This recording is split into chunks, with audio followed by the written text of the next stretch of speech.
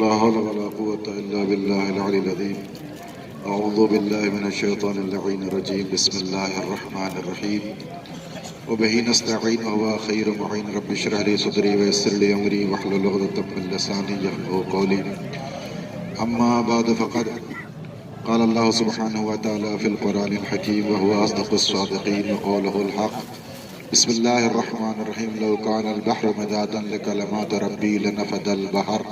صلوات بر محمد وعلى محمد.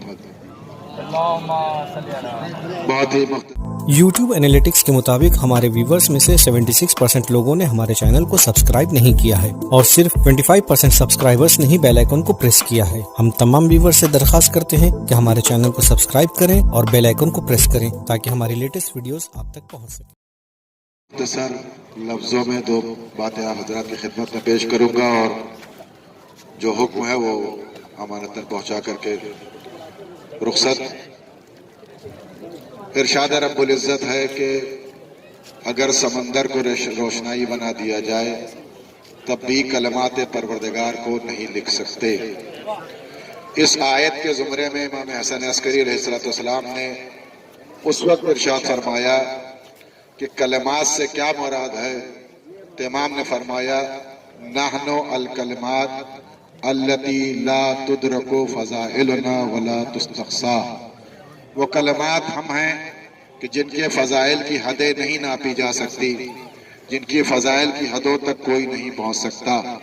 انہی کلمات کے متعلق امام جعفر صادق علیہ السلام سے پوچھا گیا. امام نے فرمایا یہ کلمات وہی ہیں کہ جن کے ذریعے سے آدم کی توبہ قبول ہوئی، یہ کلمات وہی ہیں کہ جن کے ذریعے سے ابراہیم کا امتحان لیا گیا.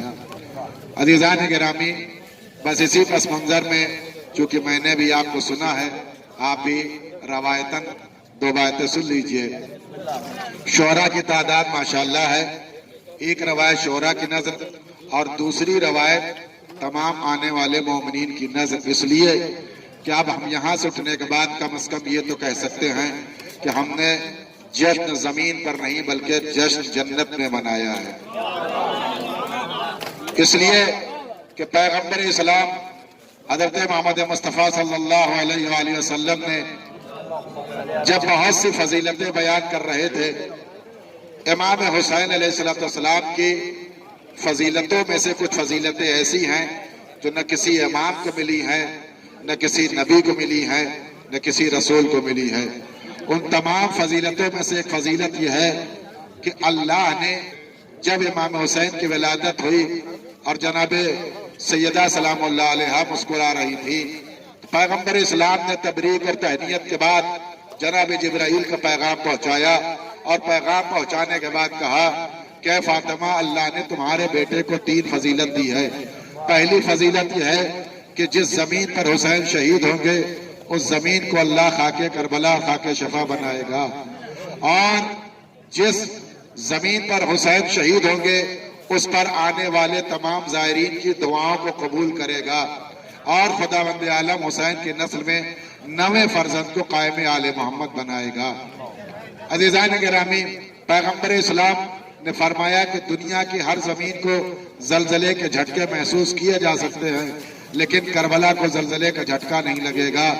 روایت سے جیسے ہی پیغمبر نے تمام کیا، راوی نے سوال کر لیا کہ یا رسول اللہ نے فرمایا اذا زلزلت الارض زلزالها واخرجت الارض اثقالها وقال الانسان ما لها.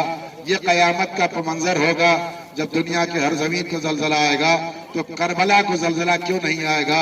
پیغمبر نے فرمایا ہیا بقعۃ الجنہ، اللہ اس جنت کے ٹکڑے کو اٹھا لے جائے گا، اللہ اس جنت کے ٹکڑے کو اٹھا لے جائے گا. سوال ہوا کہ جنت کے ٹکڑے کو کہاں لے جائے گا؟ کہا جنت کے ٹکڑوں کو جنت سے ملا دے گا اور کربلا کی زمین کو جنت میں اس مقام پر رکھے گا اور جس مقام پر کوئی زمین نہیں پہنچ سکتی. یہاں تک کہ پیغمبر نے فرمایا کہ کربلا اس عظیم زمین کا نام ہے کہ جنت میں کوئی روشنی نہیں ہوگی، جو روشنی ہوگی وہ کربلا کی روشنی ہوگی. پیغمبر نے فرمایا کہ جس طریقے سے اہل زمین پر بیٹھ کر کے بدر کامل کو دیکھتے ہیں ویسے اہل جنت میں بیٹھ کر کے کربلا معلیٰ کو دیکھیں گے. بس آخری بات شعراء کی نظر کر رہا ہوں کہ جنہوں نے امام حسین کی بارگاہ میں نذران عقیدت پیش کیا۔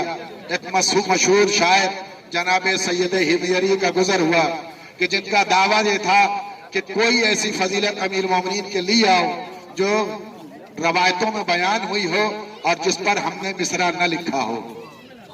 بہت بڑا دعویٰ تھا کہ اگر کوئی ایسی فضیلت لے آؤ جو صفحہ کرتاس میں موجود ہو اور سید حمیری نے اس پر مصرع نہ لکھا ہو، اس کو میں 11 دینار عطا کروں گا۔ کسی میں مجال نہیں تھی کہ سید حمیری کا جواب پیش کرتا۔ سید حمیری مولائی ہونے سے پہلے بغض آل محمد پر زندگی گزار رہے تھے، اہل سنت کے مسلک پر زندگی گزار رہے تھے، لیکن جب ولایت آل محمد کے آستانے پر جناب سید حمیری آئے تو اس وقت سے ان کے خانوادوں نے ان کے ساتھ چھوڑ دیا تھا، اور جب آخری وقت آیا میں نے ساری باتوں کو حذف کر دیا اور بستر مرگ پر جناب سید حمیری موجود تھے۔ شعرا سے خاص توجہ ہے تو اس وقت جناب سید حمیری آسمان کی جانب دیکھ رہے تھے، چہرہ سیاہ ہو چکا تھا اور چاہنے والے ان کے خاندان کے لوگ جناب سید حمیری کو کوس رہے تھے کہ ہم نے تم سے نہ کہا تھا کہ شیعہ مرتے ہیں تو ان کا چہرہ سیاہ ہو جاتا ہے، شیعہ مرتے ہیں ان کے چہرے پر پھٹکار برستی ہے، سید دیکھو تم کو کیا صلہ ملا۔ لیکن جس کو آل محمد کی ولایت نے مطمئن کیا تھا اس نے کوئی جواب نہیں دیا۔ اپنے مولا کے انتظار میں سید لیٹے تھے۔ ابھی کیا دیکھا تھا کہ لوگ متوجہ ان کو کوس رہے تھے کہ اسی عالم میں سید حمیری کے سینے سے ایک سورج طلوع ہوا،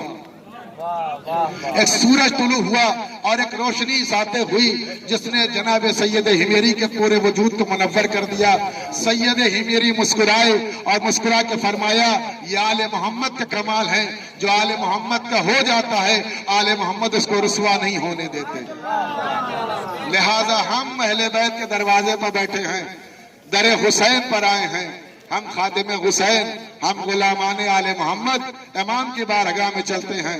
آج فیض بٹ رہا ہے، آج کرم بٹ رہا ہے، آج عزتیں بٹ رہی ہیں، آج رفتیں تقسیم ہو رہی ہیں، آج رزق بٹ رہا ہے، دسترخوان سیدہ بچھا ہوا ہے اور کرم سیدہ بٹ رہا ہے۔ فرشتے آئے ہوئے ہیں، ملائکہ آئے ہوئے ہیں اور ہجوم ہے عزیزان گرامی کہ اس قدر فرشتوں کا نزول کربلا میں ہوتا ہے۔ آپ کے سامنے روایتیں موجود ہیں۔ میں امام کی بارگاہ میں سوال کرتا ہوں اور دست سوال دراز کر رہا ہوں، مولا ہم آپ کے گنہگار صحیح لیکن آپ کے در کے گداگر ہیں، ہمارے گناہوں کو معاف فرمائیں۔